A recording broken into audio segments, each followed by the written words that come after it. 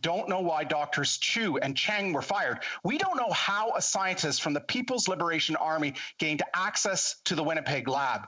Will he acknowledge espionage was involved in the Winnipeg lab incident? Justin Trudeau's ongoing push for secrecy in his government. Hi, I'm Brian Lilley, political columnist with the Toronto Sun. We talked last week about how the Trudeau government is, well, setting up its inquiry into the Emergencies Act to make sure that they look at what protesters did, what the convoy did, but not what the government did. And they hired a judge who used to be a top Liberal staffer years ago to conduct the inquiry. I'm hoping that Justice Paul Rouleau will see past what the government wants to do and investigate why they actually invoked the Emergencies Act, which is what an inquiry into such a measure is supposed to do. But that is not the only way that the Trudeau Liberals are pushing for secrecy.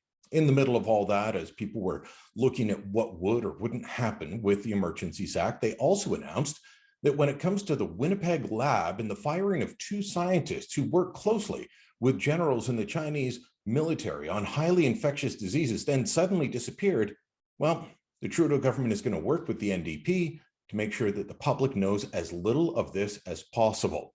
This is a saga that's been going on for several years now, and at every turn, the government tries to make sure that the public doesn't get to know why these two scientists who had top-level clearance at our only level 4 biolab in Winnipeg were suddenly and mysteriously fired, their security clearances revoked.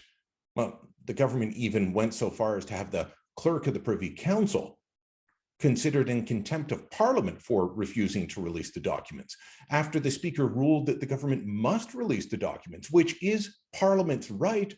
The government sued Parliament in court to stop the release of these documents. Then the election happened, and this did not get the attention that it deserved. People don't seem to care that the government wants to be involved in a cover-up about a highly infectious disease material being worked upon at a lab with two scientists with close ties to the Chinese government who also worked with labs in Wuhan, China, where COVID developed and came from. People don't seem to want to talk about this. A few journalists do, including myself and some at the Globe and Mail, but the government struck a deal last week with the NDP to make sure that an ad hoc committee of Parliament, not a normal committee of Parliament, not one that compel witnesses to testify, that can demand that papers be released, but an ad hoc committee that will just look to see if the government's telling the truth. They'll decide.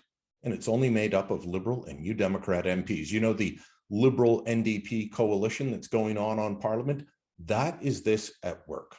We deserve to know what happened there. We deserve to know why two top-level scientists with close ties to the Communist Party of China, with close ties to the generals of the Chinese People's Liberation Army, why they were working in the lab to begin with, but then why they were suddenly fired and spirited away out of Canada.